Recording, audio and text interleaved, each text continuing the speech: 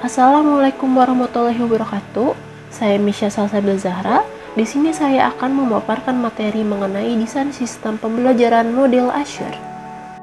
Tugas ini dibuat untuk memenuhi tugas mata kuliah belajar berbasis komputer.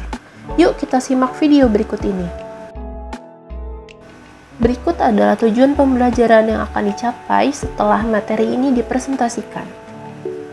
Tujuan pembelajaran ini juga berisi submateri yang akan saya bahas selanjutnya. Di tujuan pembelajaran kali ini, kita akan mengetahui definisi desain sistem pembelajaran, mengetahui pengembang desain sistem pembelajaran model Azure, mengetahui definisi sistem pembelajaran model Azure, serta mengetahui langkah-langkah pelaksanaan dalam model Azure. Dalam melaksanakan proses pembelajaran di kelas, kita tidak serta-merta langsung menyampaikan sebuah materi tanpa adanya persiapan. Jika hal itu terjadi, maka pembelajaran itu tidak akan efektif dan efisien.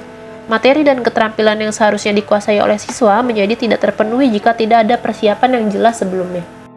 Oleh karena itu, muncullah desain sistem pembelajaran sebagai sebuah upaya untuk merancang sebuah pembelajaran yang efektif dan efisien. Rancangan ini dibuat untuk mempermudah proses belajar yang terjadi.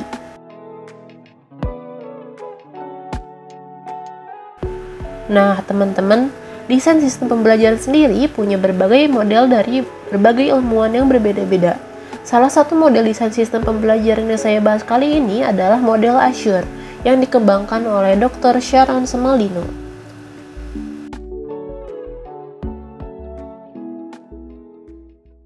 Smaldino mengatakan model pembelajaran Azure adalah langkah sistematis dalam perencanaan pelaksanaan pembelajaran di ruang kelas dengan memadukan penggunaan teknologi dan media dalam pembelajaran. Model desain pembelajaran Azure dapat digunakan untuk menetapkan pengalaman belajar yang dapat membantu siswa dalam mencapai kompetensi yang diinginkan. Model pembelajaran ini dikembangkan agar dapat digunakan oleh guru, instruktur, dan pelatih dalam kegiatan pembelajaran, khususnya yang memanfaatkan media dan teknologi di dalamnya. Teman-teman tahu nggak sih, model pembelajaran Azure merupakan akronim yang berisi 6 langkah yang menjadi komponen utama dalam model pembelajaran ini. Nah, di 6 langkah ini merupakan komponen utama dalam model desain pembelajaran ini. Jadi, semuanya itu saling berkaitan satu sama lain. Jadi, tidak boleh ada yang hilang di antara langkah-langkah ini. Yuk kita bahas ke langkah yang pertama. Nah, yang pertama itu ada Analyze Learner atau analisis kebutuhan peserta didik. Di langkah pertama ini, kita perlu menganalisis 3 komponen yang penting dalam menganalisis karakteristik peserta didik. Kita bisa menanyakan siapa peserta didik kita, apa kemampuan dan keterampilan yang sudah mereka miliki, serta apa gaya belajar yang melekat pada diri mereka.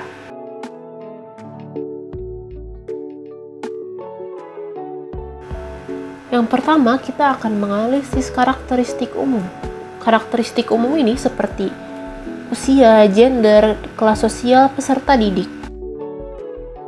Dan yang kedua, ada kompetensi dasar spesifik. Di sini, yang akan kita analisis adalah pengetahuan, keterampilan, dan sikap peserta didik. Dan yang ketiga, kita akan menganalisis gaya belajar peserta didik, apakah auditory, kinestetik, atau yang lain.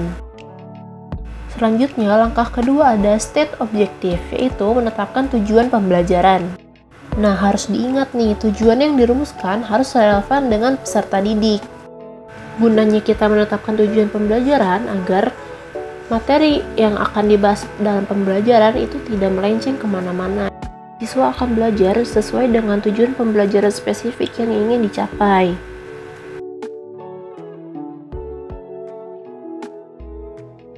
Lalu yang ketiga ada select method, media, and material, yaitu memilih metode, media, dan bahan ajar. Nah, dalam pemilihan media nih, kita harus menganalisis media apa sih yang diperlukan dalam menyelenggarakan program pembelajaran itu. Lalu metode pembelajaran apa nih yang paling efektif untuk digunakan dalam penyampaian bahan atau materi pembelajaran. Lalu bahan ajar apa nih yang dapat digunakan untuk mendukung pembelajaran itu. Nah, dari ketiga yang dibutuhkan tadi itu balik lagi ke karakteristik peserta didik. Lalu berikut ini ada beberapa metode yang dapat digunakan dalam pembelajaran. Yang pertama ada metode diskusi, metode karya wisata, metode ceramah, metode problem based learning, serta metode demonstrasi. Dalam memilih metode ini, kita tergantung dengan bahan ajar apa yang ingin disampaikan. Jadi, sesuai dengan metode sehingga dapat mendukung proses pembelajaran. Selanjutnya ada pemilihan media. Yang pertama ada media teks, media audio, media orang, media visual, media gerak, ataupun objek manipulatif. Dalam pemilihan media ini juga disesuaikan dengan kebutuhan. Seperti misalnya, materi yang memerlukan penjelasan yang rumit, maka disarankan untuk memilih media gerak. Media gerak tersebut dapat berupa video atau film.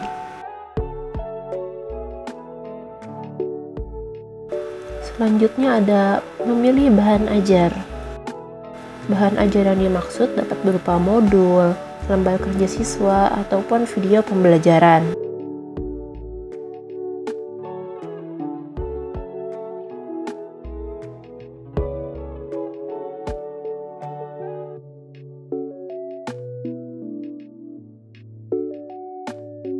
Selanjutnya, langkah keempat ada utilize media and material atau memanfaatkan media dan bahan ajar. Dalam memanfaatkan media dan bahan ajar, yang pertama kita lakukan adalah pratinjau. Lalu harus ada persiapan sebelum pemanfaatan. Persiapan itu dapat berupa media, bahan ajar, lingkungan, peserta didik, ataupun rancangan pembelajaran. Lalu dalam pemanfaatan media dan bahan ajar harus memberikan pengalaman belajar pada peserta didik. Lalu langkah kelima ada require learner participation atau keterlibatan peserta didik. Pembelajaran yang efektif terjadi jika siswa terlibat langsung dalam pembelajaran. Oleh karena itu, guru harus merancang kegiatan yang dapat memberikan pengetahuan dan keterampilan baru. Ataupun upaya atau strategi seperti apa nih yang dapat dilakukan untuk menarik dan memelihara minat siswa.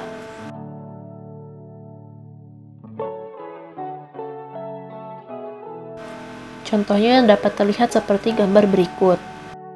Penggunaan metode ice breaking pada saat proses pembelajaran dapat memelihara motivasi siswa dan minat siswa dalam proses pembelajaran. Dan itu, dengan adanya ice breaking membuat suasana belajar lebih kondusif dan seru. Dengan adanya ice breaking, maka siswa akan terpancing untuk dapat lebih interaktif dan aktif dalam pembelajaran berikutnya. Dan langkah yang terakhir ada evaluate and revise atau evaluasi dan revisi. Nah, sebuah program itu idealnya perlu evaluasi untuk mengetahui ketercapaian tujuan.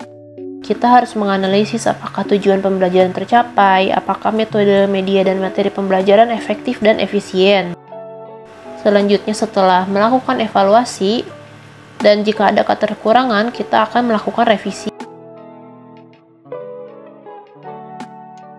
Tahap evaluasi dalam model ini dilakukan untuk menilai efektivitas pembelajaran dan hasil belajar siswa.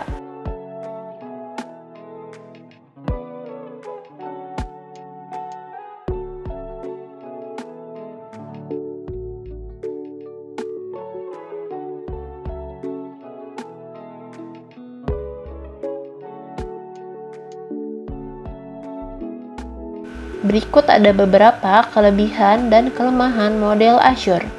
Yang pertama, kelebihannya adalah model pembelajaran ini sangat sederhana dan dapat diterapkan sendiri oleh guru.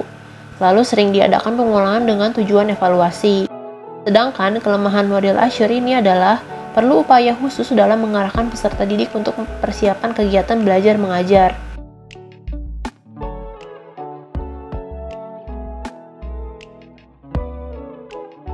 Sekian presentasi dari saya, berikut adalah referensi yang saya ambil untuk pembuatan presentasi kali ini.